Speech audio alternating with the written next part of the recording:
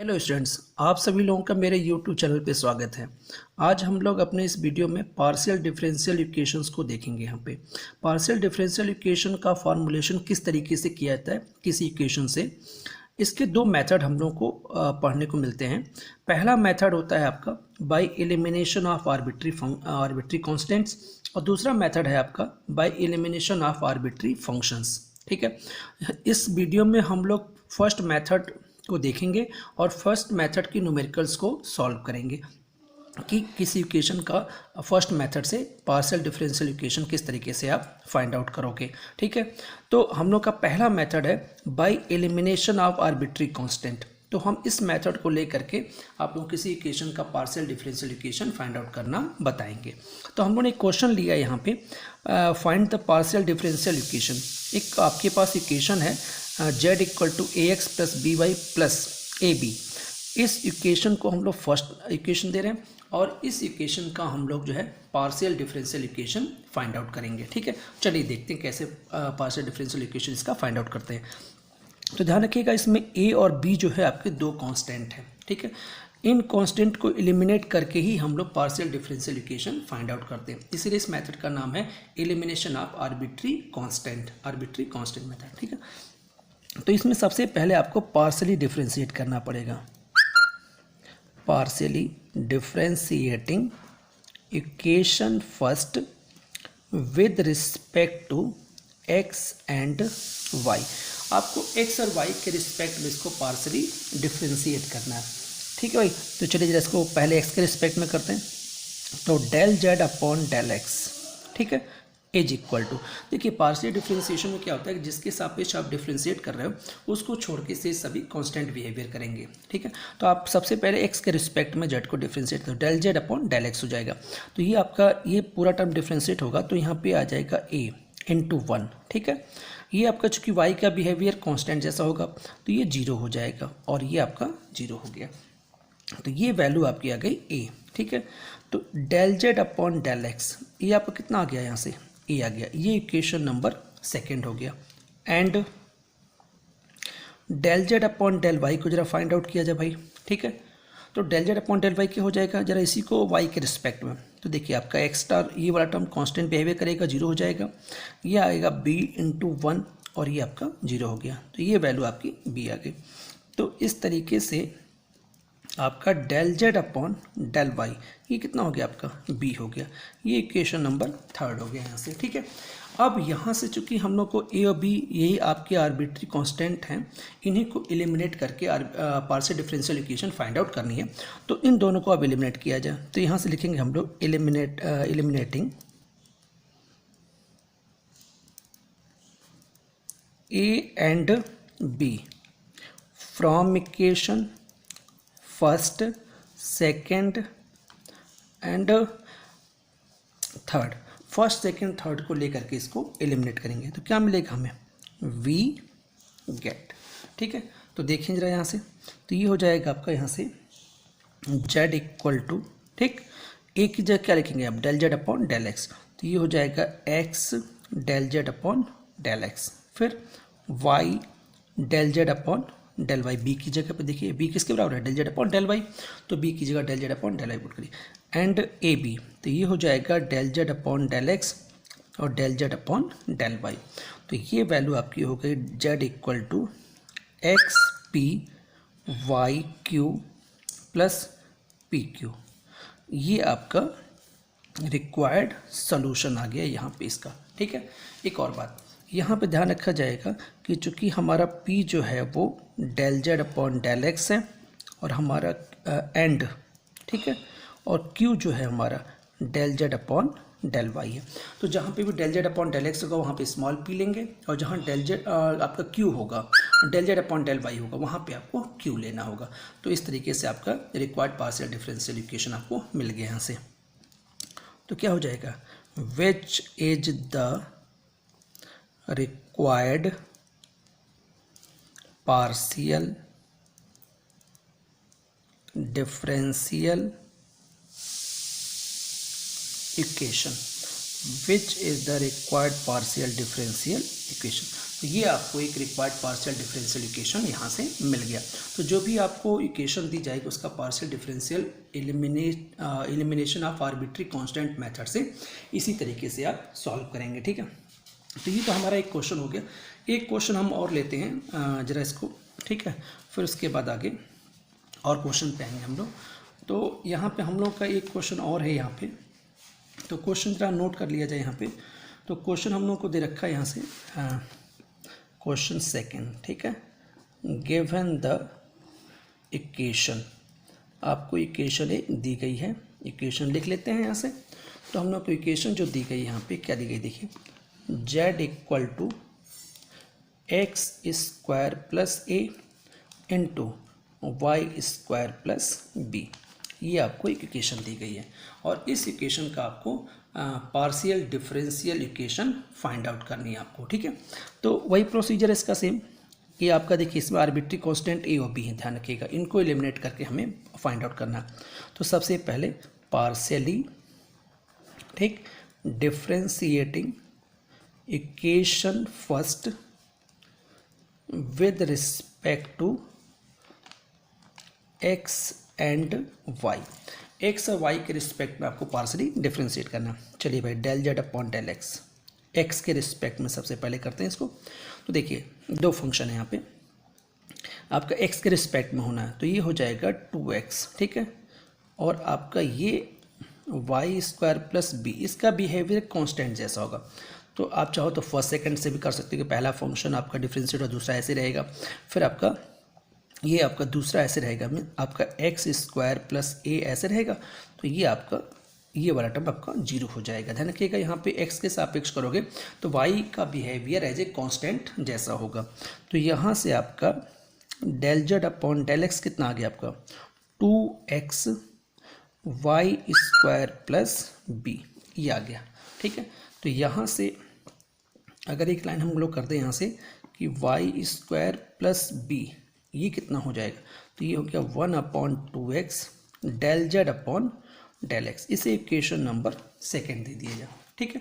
फिर जरा इस पे आया जाए भाई, del Z upon del y, इसको सॉल्व करिए, तो ये क्या हो जाएगा आपका, तो ये हो जाएगा आपका यहाँ से वाई के, तो आपका फर्स्ट ये आपका यहाँ से देखिए ये आपका टर्म जीरो रहा, ठीक है, अगर आप इसको फर्स्ट सेकेंड लेके चलो, और ये हो जाएगा आपका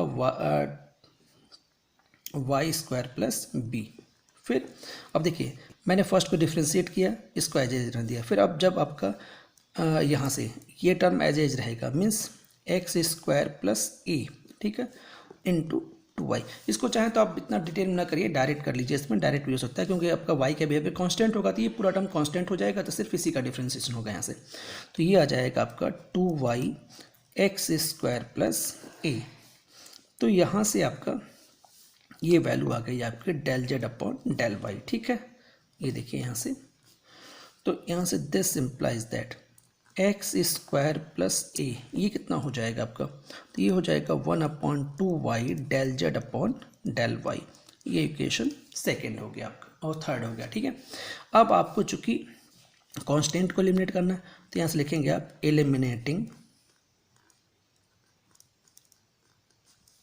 जो देखिए यहाँ पे कांस्टेंट y के प्लस में है, यहाँ पे ये कांस्टेंट x स्क्वायर के प्लस में, तो यहाँ पे आप पूरे इस टर्म को एलिमिनेट करिए, eliminating x square plus a and y square plus b, ठीक, कहाँ से, from eliminating from equation first second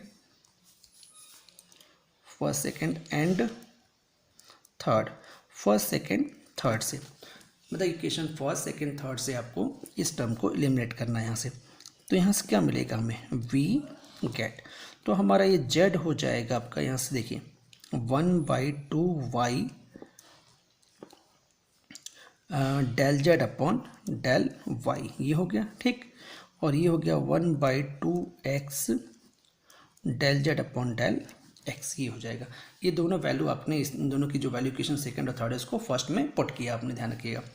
तो यहाँ से z इक्वल टू क्या हो जाएगा, तो ये हो जाएगा 4xy del Z upon del X और del Z upon del Y, ये हो जाएगा। देखिए ज़रा ध्यान से, ठीक। तो इसको आप इधर ले आइए, तो 4xyz equal to del Z upon del x into del Z upon del Y. तो या तो आप इसको आंसर छोड़ सकते हो, इसको ऐसे, देखिए ये आंसर हो गया आपका, या फिर इसी को आप ऐसे लिख सकते हो 4xyz equal to p into q. तो आप इस फॉर्म में भी इसको लिख सकते हो। तो यहाँ पे आपको इंडिकेट करना पड़ेगा कि पी हमारा del Z upon del x है और हमारा क्यू क्या होता है यहाँ से, ये होता है del Z upon del Y, ठीक है। तो ये आपका रिक्वायर्ड, तो which is the required partial differential equation. तो ये आपका रिक्वायर्ड पार्शियल डिफरेंशियल इक्वेशन आ गया। तो इस तरीके से आप इस क्वेश्चन को सॉल्व कर सकते हैं। देखिए हम लोगों ने दो क्वेश्चन तो बहुत सिंपल लिए हैं। अब जरा एक क्वेश्चन थोड़ा इसे टिपिकल लेते हैं, क्योंकि ये दोनों क्वेश्चन में आपको सिंपल इक्वेशन दी गई थी, ठीक है, उससे आपको partial differential equation find out करना था। अब एक क्वेश्चन जो इक्वेशन दी गई है वो एक आपको क्वेश्चन कुछ इस फॉर्म में दिया गया है और यहाँ से आपको इसकी पार्शियल डिफरेंशियल इक्वेशन आपको यहाँ से फाइंड आउट करनी है। तो जरा इसको देखते हैं, क्वेश्चन क्या है, देखिए आपके सामने, find the differential equation of the set of right circular cones, find the differential equation of the set of all right circular cones whose axes coincide with z axes. तो ये क्वेश्चन थोड़ा सा और क्वेश्चन से अलग है। इसमें सबसे पहले तो आपको इक्वेशन ही नहीं दी गई, वो थ्योरेटिकल लैंग्वेज में दी गई है। तो हम लोग इसको इक्वेशन को फाइंड आउट करना पड़ेगा। तो हम लोग लिख लेंगे वी नो दैट, सबसे पहले हम लोगों का टारगेट है इक्वेशन को फाइंड आउट करना। तो we know that the set of all right, ठीक है, सर्कुलर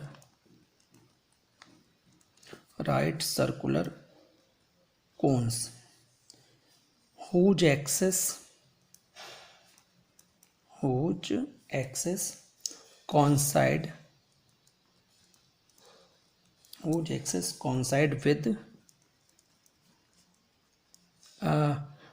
विद जेड एक्सेस बोला है ना। देखिए क्वेश्चन में कि आपको उस राइट सर्कुलर कोन की इक्वेशन बतानी है जिसका एक्सेस किसके कॉन्साइड हो, जेड एक्सेस के हो, ठीक है, कॉमा सेमी वर्टिकल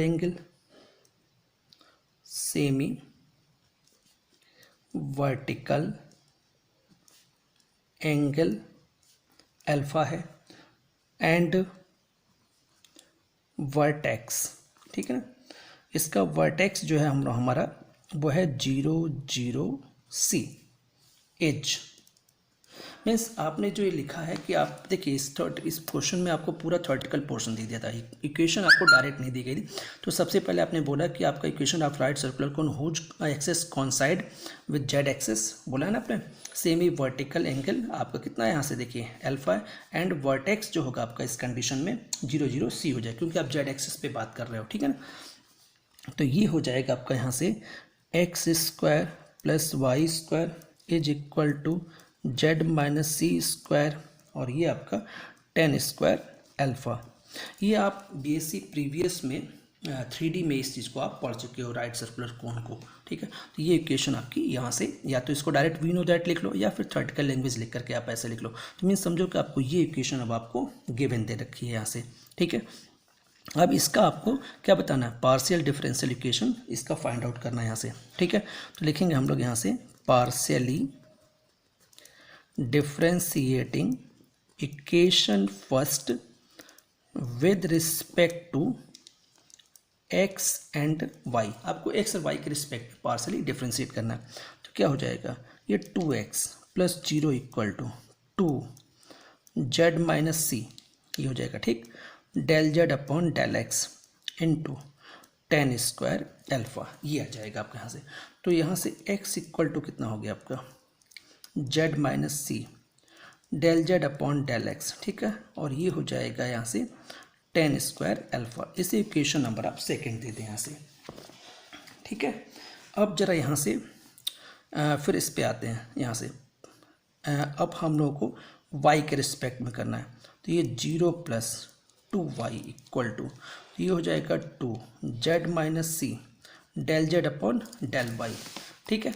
और ये हो जाएगा आपका टेन स्क्वायर अल्फा, ठीक है। याद रखिएगा एक्स और वाई के रिस्पेक्ट में कर रहे हैं आप डिफ्रेंसिएशन, तो टेन अल्फा कांस्टेंट का बिहेवियर करेगा, सी कांस्टेंट का बिहेवियर करेगा। तो यहाँ से y इक्वल टू हो गया आपका यहाँ से z minus C del Z upon del Y, और ये हो जाएगा टेन स्क्वायर अल्फा।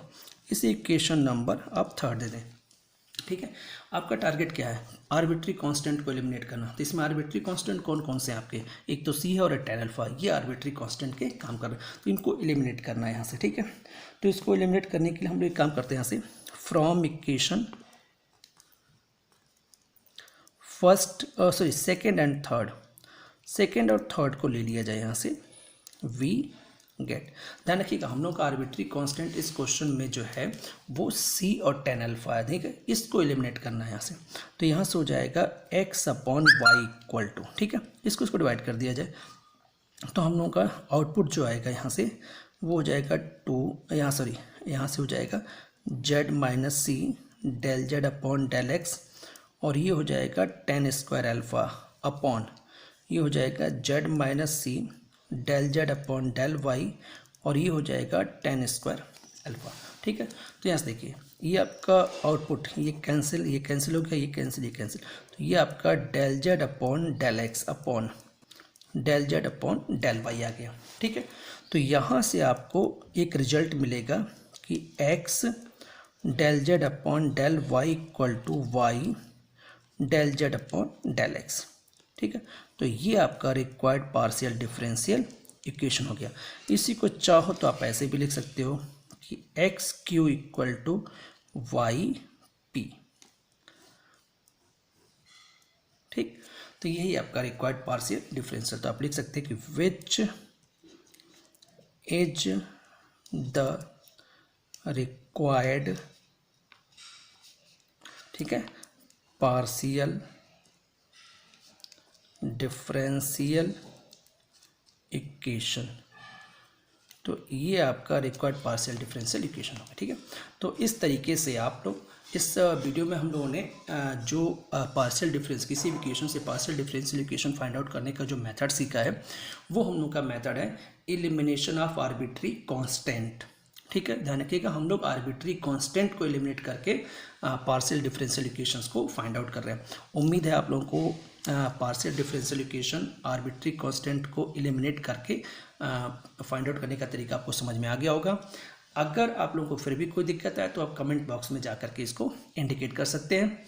आज के इस वीडियो में बस इतना ही। अगर आप लोगों को वीडियो पसंद आया हो तो इसको लाइक और शेयर ज़रूर करिएगा और हमारे चैनल को सब्सक्राइब जरूर करें। आज की वीडियो में बस इतना ही। आप सभी को धन्यवाद।